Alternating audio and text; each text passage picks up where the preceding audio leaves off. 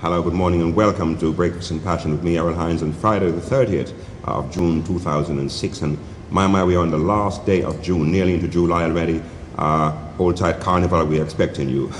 Welcome all you Passionites out there in West Africa, in lovely Nigeria and in Ghana. Oh, I envy you with your lovely weather. We're having fine weather here ourselves. Welcome all you Passionites in parts of Turkey, parts of Greece, parts of Russia. Welcome all the Passionites all over Europe. Hold tight, Rodney, there in Italy.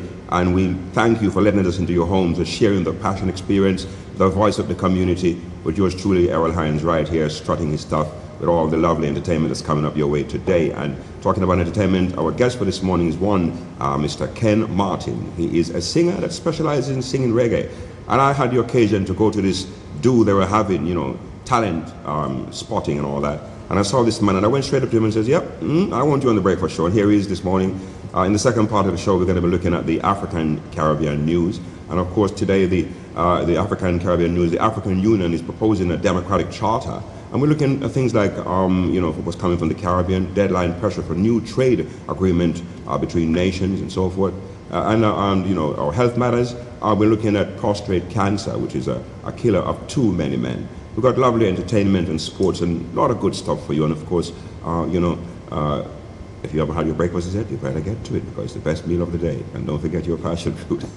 And we need you to contact us, of course, so we can all have a good time. Phone us, email us, or you know, text your comments. You can text comments to 63333. That's 63333. Of course, you can call us on 0208 855 5027, 0208 855 5027. Last but certainly, by no means least, you can email us at breakfast@passiontv.co.uk, breakfast@passiontv.co.uk. And all you Passionites, you should know this by now. And I almost forgot, we're still asking you who have talent to come here and take your 15 minutes of fame. So unless you're afraid, you better call us and, you know, and we'll talk about that.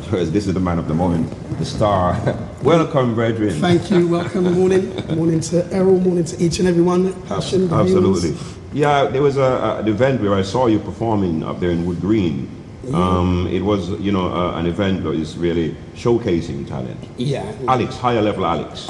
A man in the community that is doing some great work. He's giving young musicians the opportunity to actually show what they can do, like we do here in Passion. And that's where I saw you. I hadn't seen you or heard of you before. Yeah. And it's good. You know, I came up to you, of course, phone number. You phoned the next day to show your keenness, and you're here. It shows what you can do through cooperation. Tell us about yourself, briefly about your background, and your claim to fame. What have you done so far? Right. Well, I started the main stage where I started from was the Unity Sound System days. That would have been back in the early 80s. Yes.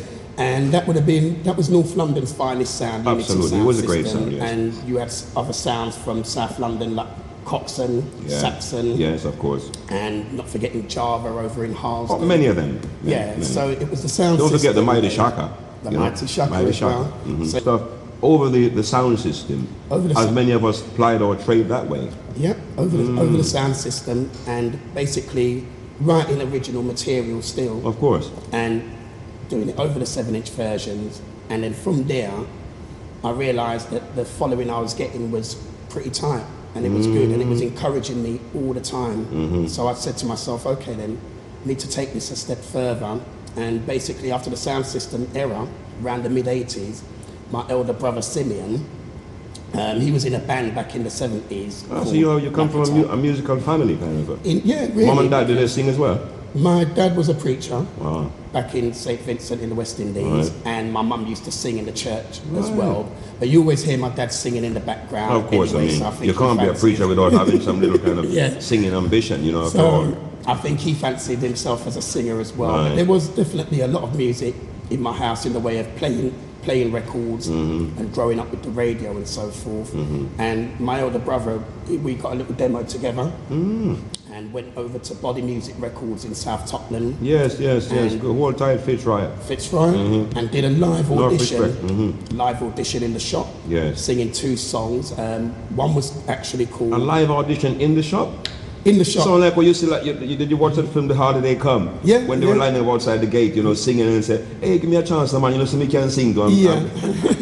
Exactly. Yes. A little bit like that. The live audition.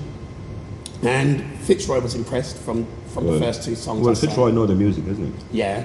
So then from there it snowballed into the recording studio, into the singles, and so forth. So that's really the starting of Ken. So that's your background. That's my background, yeah, Right. the foundation. So what genre of music do you play? Do you play all types of, sing all types of music, or do you specialize in a particular brand of music? Yeah, I sing all kinds of music, really. I like all kinds of music anyway.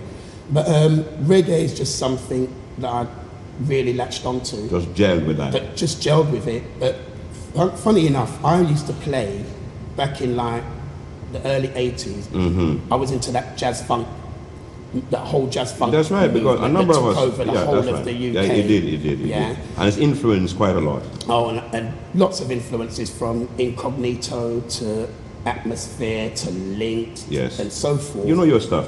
But it was really, I was being called a soul head. All by right, my friends because of back the way in how day. you Yeah, you know, me and my come younger across. brother, how we dressed, we'd be doing all the fast dancing at the nightclubs and so forth to the jazz funk. Getting all the girls as well. 180 watt per minute sort of thing. Right. And a lot of my friends, they were into the reggae, and they were playing like their roots music from like the 70s. Yes. Great stuff, but I was more into this jazz funk and the soul thing, so they were terming me like a soul head kind of thing. And basically what it was is Lovers Rock came out. Oh yeah, I mean that golden era. Yeah, So and it the was proper UK explosion of it, Of course. you know. And that was at the juncture at which you kind of just hitched on to the reggae big time. Big time. Right. From there, that was it. Well, so tell me, I mean, as a reggae musician in the UK today, what are the prospects? I think that the prospects are now with television studios as yourself, Yes, and with channels like Channel U, indeed. MTV Base, for example, with Trevor Nelson and so forth. I think that there is a lot of potentials there. I think there was a period between the early 80s and say up to the mid 90s Yes. where it was difficult. Indeed. Record companies seem to only be taking one or two Just to keep it alive. just to keep it alive, whereas we all know in reality that there's more than one or two great Umpteen. reggae, UK Umpteen. reggae artists. Umpteen artists. The competition is so fierce, It is fierce out there. even up till today. So I think that if we're looking in terms of today, in modern times, we definitely know that there is a lot more opportunity for UK reggae artists, more than there was, say, 15 years ago.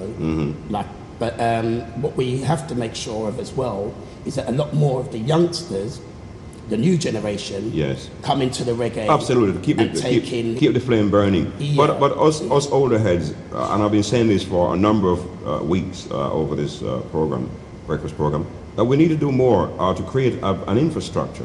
Yeah. Because whereas other music forms, other genres, do have the infrastructure properly set up, we have to go from pillar to post trying to get, something done properly. I mean, like for example, for you to get a number one in the reggae music today, and this is in a nation of 60 million people, Yeah. you only need to sell 1,000 songs. From when they moved the reggae music out of the national charts where it once was, Yeah. right? And songs like Young, Gifted and Black and those kind of songs, they climbed in the charts, because of it was in the national charts. But since they did that, reggae music seemed to have actually, I wouldn't say take a nosedive, Yeah. but I mean, it's not as vibrant as it was. And I wonder if you have an opinion as to whether you believe the kind of lyrics that too many artists use today is harmful to reggae music. What do you think about some of the lyrics that some of these artists I think use? I think it depends on how you look at the reggae music as a whole, because reggae music, as we know, it's got different genres. It does. So if you're doing more of a lovers rock Yes. thing, or you're doing more of a dancehall lovers, Right. then you're looking at songs mainly. You're looking at people like Beres Hammond, Yes. Luciano, Yep. and UK-wide, you're looking at people like Peter Hunningale, for example, Don Campbell, Trevor Walters. and so forth. So lyrically, from Winston that- Reedy, again, that- another name comes to and mind. lyrically from that world of reggae, you're going to get mainly love songs, or you're going to get songs that deal with constructive issues Yes. and so forth.